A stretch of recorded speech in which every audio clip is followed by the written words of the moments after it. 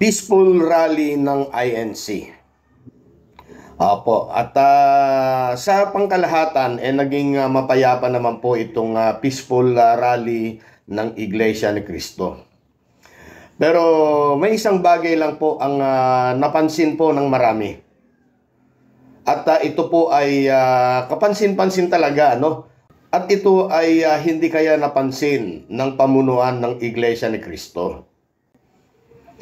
Yung pagdalo po ng mga senador, gagaya po ni Senador Bato de la Rosa, ni Senador Robin Padilla, may dalawa pa yata, si Win Gatchalian yata at saka si Tolentino. Wala naman pong masama po dyan, mga kababayan, mga ka-explore. Sinabi naman po kasi ng iglesia na welcome lahat para dumalo dito sa naturang pagtitipon. Pero ito pong paningit ni Marcoleta, hindi kaya napansin ito ng pamunuan ng Iglesia ni Cristo?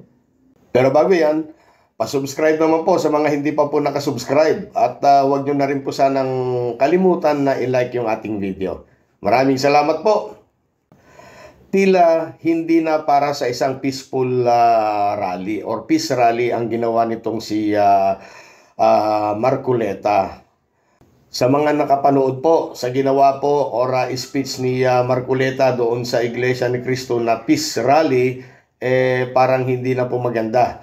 Tila nabahiran ng politika o talaga nabahiran na po ng politika. Ito pong ginawa pong peace rally ng mga Iglesia ni Cristo. Ito mga kapatid natin sa INC. Oo, alam nyo, nagngangaw-ngaw kasi itong si kongresista. Oo, yung si Congressman Marcoleta. Bumanat po, politika po ang banat po niya, hindi po para sa isang peaceful rally. Binanatan po, tinira ang Quadcom. Ayun tuloy, balita ko, habang nagsasalita daw itong si Marcoleta, nag-aalisan or nilayasan siya ng mga tao. Buti nga sa'yo. Ay nako. Pagkatapos naman po ng nasabing peace rally, hindi din nagpahuli si BP Inday. Oo, may mensahe rin po, may pagbate ang ating magaling na Vice Presidente. Ang tanong, taos kaya sa puso ni Inday ang kanyang mga sinabi?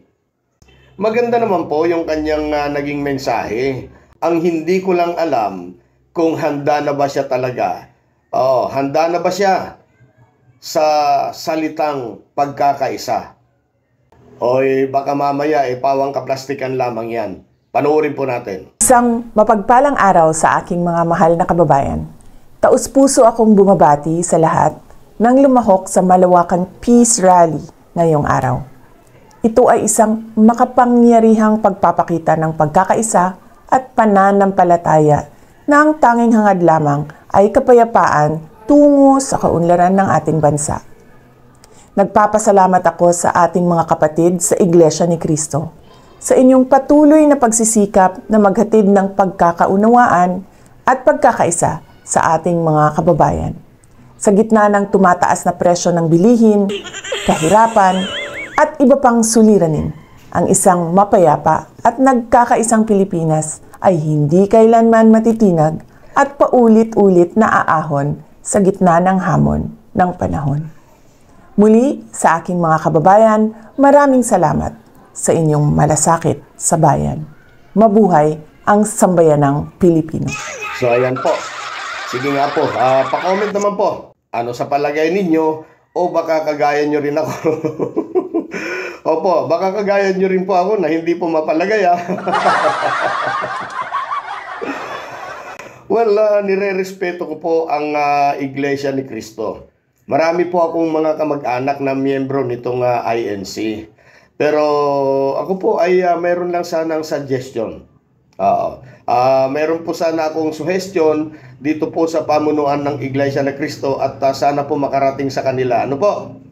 Ganito po. Si PBBM ay simula't simula pa ay pagkakaisa na po ang kanyang ipinapahayag para sa buong bansa. Yan, mapayapang bansa ang sinisigaw po ni PBBM. Ang masaklap mga kababayan, mga ka-explore, si BC naman ay tila baga sinarado na ang pintuan ng pagkakaisa. O, napanood nyo naman po yung mga sinasabi niya dati, yung mga sinabi na niya. Dahil ayon sa kanya, hindi daw po siya magpapatawad. Naku po.